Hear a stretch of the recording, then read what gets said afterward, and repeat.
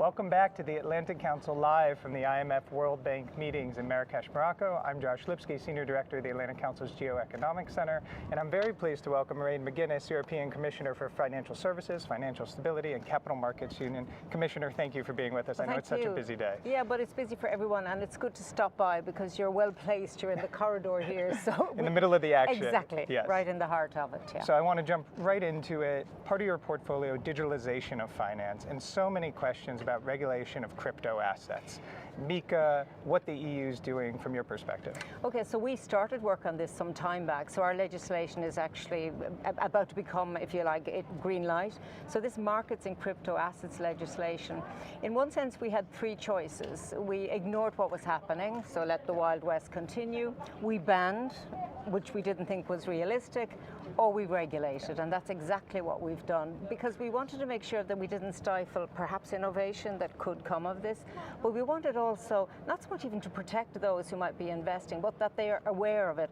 And what we found is those who want to be in this space, who want the guardrails, if you like, of regulation, are already looking at how they will comply with the legislation. Because it's actually been discussed some months back, it's almost one of those topics that we've done, and now we want to see it implemented. We also want to see what's going to happen globally. I think lots of jurisdictions are looking at this. To some extent, digitalization and crypto in particular is global. It's like climate change. So we can do lots on climate change in Europe, but we need to do it with the rest of the world. So equally, while we had to act on crypto, we need also to have other jurisdictions move in that direction. And I think that's happening. I think we're going to learn from each other in the process. And also, one of the points that I think is important to recall, the financial crisis in a way gave birth to crypto. Based on a lack of trust of the regulated system, we had to rebuild that trust. And in a lot of my discussions here are talking about, Basel III implementation with the banks. So trust is really key. And we have rebuilt, in my view, the trust in our financial system, but we need also to maintain that trust. The trouble with crypto is it's like yo-yo, and you meet the winners all the time, but I mean there are losers, and there's terrible stories, and we see court cases and individuals. So it was quite a hyped sector. It's extremely volatile, but I know that lots of young people, including some I know very well, have phones and they were dabbling. So we couldn't ignore that, and we do think that what we have put in place is a good blueprint to regulate the sector. We may in time have to amend, as you do with legislation, but I wouldn't even go there yet until we see how effective our work is. And we're pretty confident that it's going to do the job. And implementation throughout 2024, is that the plan? That's the plan. As I said, many of the companies involved are already doing that, so they're preparing the ground to be fully compliant. I'm sure there are others who do not want to be compliant, and they will try and work outside the zone. So I think we need to make sure that we supervise all of this activity. And I think our supervisors are tuning up to do that. One of the things that sometimes I struggle with myself is the rate of change in technology and digitalization and the what next. How can we as legislators and those who propose at the Commission level keep up to speed? Now, so far, so good. And I'm also aware that there are times when Europe does move very quickly. And I think my colleagues, and I'll give credit to those in the services who worked on this, markets and crypto assets, before my arrival into the Commission, they did have a vision that this needed to be tackled. They looked at the three scenarios, and I think we've chosen the correct one. And I have to compare it, from our perspective in the U.S., where we do not have a regulatory framework in crypto assets, and frankly, there's not a high proposition. There was some discussion politically, if I recall. Yeah, there was a bill that got through committee in the House Financial Services, but right now it looks like far away from a sort of bipartisan legislative compromise there. So a lot to learn, I think. Well, I think we can learn from each other. I mean, I think you have to learn sometimes by mistakes, and there were terrible things happening in that space, very non-transparent activity. Also, anti-money laundering, terrorism financing, illicit movement of money. So I think that our work is always in progress rather than finished. We're tightening up our anti-money laundering rules. We've already said that crypto has got to be taken into account in this space. So look, we can work with our US colleagues, and I'm sure they're watching what we're doing. No, to your point about money laundering, illicit finance, there were reports today about Hamas and crypto and everyone looking into those funds. So this is, as you said, moving target to understand what's happening. I mean, this is why those who say we don't need regulation, it will regulate itself, their motivations may not always always be pure. And I think that those who do regulate, we have to do it in good faith as to why we're doing it. It's to make sure that what happens within that is transparent, is legal, and doesn't harm. And I think we've seen great harm. I mean, the idea that these terrorist organizations could use a cryptocurrency to buy arms or whatever is unthinkable. So I think we really need to be very conscious of that. So one more question on MiCA and digital assets regulation. What to expect next? As you said, a yo-yo, it moves so quickly. How do you look ahead to where the regulatory framework needs to be for the advances in technology? I mean, in one sense, we're at an interesting point here because everything is now digital, except the political discussion is also saying, so hold on, what about cash? And for me, I come from a very political background in the European Parliament. I was there for 16 years and I saw this. So what we've done here is acknowledge the important role of cash in society, defend the right of European citizens to have access to cash and that it is accepted. So we're strengthening the legal tender of cash at the same time as we launched a proposal for a digital euro. And we did that to give confidence and reassurance to citizens that their concerns potentially about having cash and using cash were being addressed, while also realizing that the future is digital. So the euro, as a central bank currency, needs to move in a digital direction. That decision will be for the ECB. But we have proposed the legislation. I mean, if I pull back a bit from all of that, in my short period of time here in this portfolio, just a short number of years, the rate of change in the financial system and in how we talk and deal with money has been phenomenal. So I think we have to be ready for greater change, artificial intelligence, with potential for great savings, but also some risks. And we need, I suppose, a constant overview of where things are at. I mean, I mentioned about financial stability and our banking system. We're very, I suppose, confident that we have good regulation of our banks, so we are applying Basel III on all banks, large and small. That's very important.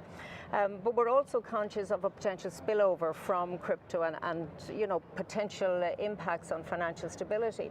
I look to the US again, where in that crisis in the spring, the way money moved, and not just small amounts, large amounts, means that we can't actually manage a crisis in the way that we could have it at the weekend because everything's closed. Nothing will be closed. So I think there's lots of reasons for us to talk to one another as we're doing here in these really important meetings, and full praise of Morocco for what they've done here, bringing people together. Incredible, especially given the events. Exactly. And I mean, maybe on that very basis, I think it was so important that we are here to support Morocco and also to express our solidarity. But I'm very impressed with the level of engagement. I mean, I mentioned climate earlier to you, and it's part of this whole digitalization, the greening and digital. But if you talk to the agriculture minister, whom I met on one of these walkways, which is great. I don't know how we spotted each other, but anyway, we did. And we were talking about you know, the impact of water. So, you know, water is vital everywhere, but for a country like Morocco, it's really, really important that they invest in water supply and water resource. It's hot out there. You know, we're even hot in the shade here.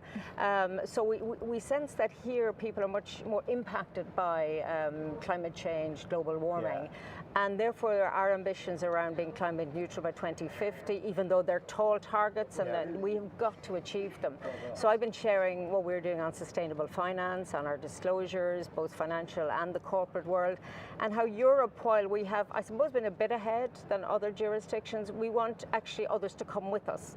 Again, to the point that we will not solve climate change alone. We have to do it bringing partners with us, including those who work on the International Platform on Sustainable Finance. So it was good to be here to talk about that story in a world which is, you know, in hugely uncertain times and a lot of anxiety about the future. So where we can control things around climate, where we can orientate private investments towards renewables and more sustainable economy, then that's the focus of my work for the next year of this Commission. This is a large agenda, and one thing you mentioned is the standard setting effect, how the EU can work with partners and also help others around the world. On the central bank digital currency point that you raised, What can we learn? Because if the pilot goes forward, and still an if, we're waiting for still an if, understood, it would be the largest central bank in the world to have a pilot project. You know, the Fed is far behind. I can say this from a lot of work we do at the Atlantic Council. Bank of England, Bank of Japan also testing, but I think further behind. People's Bank of China further ahead. But if we think of the major Western central banks, the ECB would actually be leading in some of these technology and policy decisions. Yeah, I think what was really important, regardless of the decision, because I think the work we've done with the ECB, the Commission and the ECB, in putting a legal framework together was vital. But we're not rushing this, and I think it's really important we don't.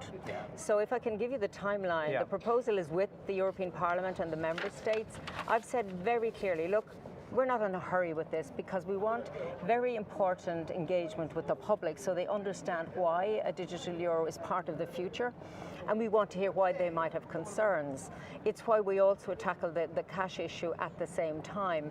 So I don't think that we will see this legislation go through under my mandate in the Commission, because there's I mean, European Parliament elections are in June of next year, so the Parliament really has a short number of months to run.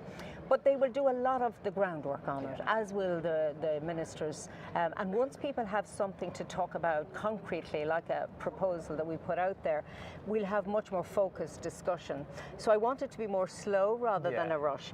I've had good meetings with the Governor of the Bank of England, and yes, their timelines might be potentially different, but who knows, because I defer this entirely to the ECB. We do the legislation, they make the decision. But really important that we were doing the work. And honestly, when we started this process, I was very much the skeptic in the room, saying, so why are we doing it? I remember reading some of your early comments about this. And I think that's healthy. Yes. Because I think the more we talk through these new ideas, because we don't have, we have some examples, but not too many, the more we can think of how it might evolve. We also know that the banks are not entirely happy. There's some concern about their role in the whole financial architecture. And we certainly, and the ECB, I know, does not want to become everyone's bank. No, nor does the Fed or any. Indeed. But I suppose, to my earlier point, that I think there are changes coming that we probably aren't quite sure of. But I think we had to get our currency ready for a much more digital future. Then if we'd sat back and done nothing, I think we would be criticised in a very short period of time. So I'm happy we've done the work. I'm happy we've had the political engagement. And I'm happy to take very tough challenges from our ministers, from our members of the European Parliament, because I think if we have those conversations, then we can convince people. And they'll know why and what's behind our thinking on the digital euro. That's helpful, because the work you've done can inform other jurisdictions and central banks as well. And I think there's big questions here about cybersecurity, about privacy, and if the ECB and others can help with answers to those. Some countries will do it, some won't, but everyone wants to have these protections. Well, I'll tell you the one thing that we all face is cyber insecurity. I mean, the fear of a major cyber attack. I mean, if you talk to the financial system, every moment there is an attempt. So we have a Digital Operation Resilience Act, DORA, and this is to say, and I think they know, that the financial system needs to be more resilient when it comes to potential threats. Because we've seen already attacks on health systems in member states. You could see a very serious attack on the financial system, which wouldn't even just be contained to Europe. It could go global. So this work we're having on cyber resilience is hugely important. And I know our banks are making more money now because interest rates are higher, and profit is important, but we would encourage the banks to invest even more in their cyber systems, their cyber security, so that they are really well prepared and can withstand the attacks. They will come from actors who may not value what we have, democracy, freedom, all of those things. So, when you mention cybersecurity, I sit up, because it is one of the things that we have to watch very carefully. I remember Chair Powell said, this was a few years ago, the number one thing that keeps him up at night is cybersecurity. I think that struck a lot of people. We should call each other, because he's here somewhere. I know, I've been speaking to him yesterday. I think it's a huge worry, and it's really a worry that can't go away, because if you stop worrying about it, you let your guard go down, that's know? And then, as we mentioned, artificial intelligence, all of these things that we have to The one thing I'd say about artificial intelligence from a European perspective is that we keep the human dimension, and we make sure that whatever innovation comes, that it is for the benefit of, whether it's to make things more efficient, less costly, but has a human-centered approach. So we just have a few minutes left, and I want to ask sanctions, a few questions on sanctions policy here. There have been calls, you've talked about this, others have talked about this, should the Commission play more of a role in sanctions enforcement? Of course, we have OFAC in the United States. Is there a role for the Commission when it comes to financial sanctions, export controls, tighter enforcement mechanism? And of course, we're thinking about Russia and evasion of sanctions now. What mechanisms should be put in place in the future? You know, I have to say great credit to both my services, but also to the member states, because we have hit the ground running. We don't have a structure like OFAC, and we weren't going to build one overnight. So we had to make do with what we had on the ground. And to the credit of all those involved, there has been huge determination to implement effectively. But as we implement effectively, circumvention increases. So we've also reached out to third countries and neighbourhoods to say, look, the reason we're doing this, explaining it, and looking for support and cooperation. As to the future, I think right now what I'm doing and my colleagues is we're taking good note of what has happened. We're trying to learn from the experience.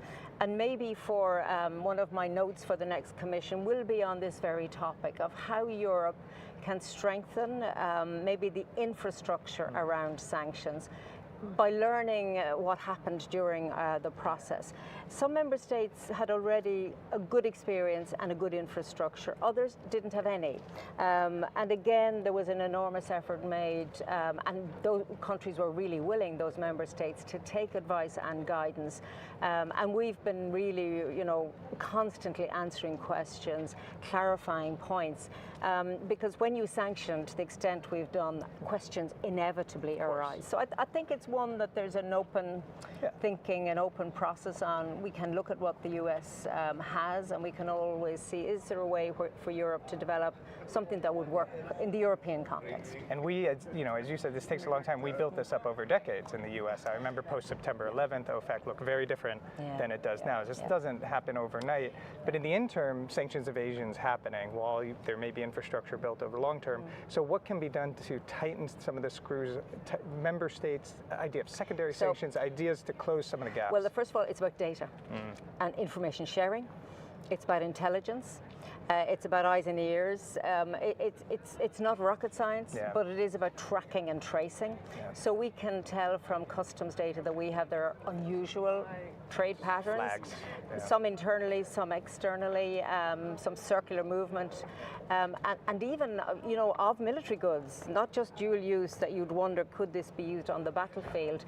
I have a colleague, David O'Sullivan, who's the sanctions envoy, so he is doing a lot of work where and when we identify these particular problems.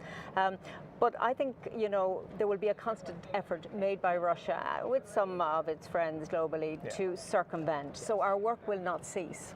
So if you ask me when will you have your work done, we will never have the work done, which is why we have to be really strong to watch even more forensically. And again, we rely on our member states. It's an interesting dynamic on sanctions because it's a political decision what is sanctioned. So my task then as Commissioner is to implement those decisions, but I rely on member states and their capacity and their infrastructure to do that. And I have to say, given that it's not exactly built from the bottom up, I think we've done a good job. While there's always room for improvement, and I push member states and I push colleagues to really, really try hard, because the reason we do that is every time I see destruction and death in Ukraine, you just say we have to really be very strong on sanctions. And the idea that people or companies would profit from a war zone and from death and destruction, I mean, as a human being, I find that repulsive. So that kind of drives me as well. Yeah, I think what you said is so important, because one thing that I do believe surprised Putin in this whole endeavor was the alignment between the US and the EU on sanctions, the types of packages, the enforcements of the packages, the speed of the packages. I don't think that's something he fully calculated at the beginning of this. And I suppose, in one sense, the speed, we also had to take this on board, and willingly did. I mean, there was, we've had 11 so far, and it it was like every time we announced a package was what's next. Yeah. So there was quite a frenzy, and rightly so, to put everything in place. And manage also impacts on energy, on food, really determined to make sure that global food security was not impacted by our work. And in fact, we've worked really hard to make sure there is the exit of foods and grains from the region towards countries that are in need. So it's been a busy time. It's certainly something that I had not anticipated. We had COVID and we thought maybe there will be a period of stability. No. But there's none, and I don't think we're going to have stability for some time. And you can get that sense here. There's so much happening globally that at least when we get together, we can talk about how we are dealing with it, both politically and technically, and also we have to give hope as well to people, that those who are in positions of responsibility in governments or in institutions, you know, we have a mandate and we have to keep going, even if times can be a bit difficult. Yeah, that message of hope, I hear that here, the resilience. We started here talking about the Moroccan people and the resilience of this meeting, and, but the world doesn't stop, the crises don't stop. We just see that in the past week with Israel and Hamas. Absolutely, and I suppose, I mean, I think people are still quite horrified, and you know, it was almost too difficult to watch what happened there, but I mean, we stand with Israel on this. What they've gone through is horrific, and what parents and brothers and sisters and families have gone through. And we know that Israel has the right to defend itself in line with international law. And we think of those who are completely innocent in all of this, who will have their lives either destroyed or disrupted. And it's pretty hard to watch that. I mean, just I think probably as a human being. So, you know, I'm Irish, so I come from a background of a peace process on our tiny island, which was not easy. It's 25 years since we brought peace to the island. It's, you know, we still have political issues, but we have peace. And it takes a long time, and it takes huge courage from political leaders to think about peace in times where there is no vision of peace. So I would just hope that maybe the European Union, in our role, that the member states, even in these difficult times, can think of peace in that region, you know, a solution involving the two states. But I'm sure for now this is very difficult for Israel, and I'm sure what's happening in Gaza is very difficult for those who are not involved in this at all, who are not part of the terrorist activity. So our thoughts are with everyone in this. Why don't we end on that note on a hope for peace? The Bretton Woods institutions founded during a war in the hopes of not repeating a war, in the hopes of fostering economic prosperity and peace across countries. Commissioner McGuinness, thank you for being with us today. Thank you everyone for joining us at the Atlantic Council Live from IMF World Bank meetings in Morocco. Our programming continues in a few minutes, where we'll interview the Finance Minister of India, Nirmala Sitharaman. Stay with us. Thank you so much.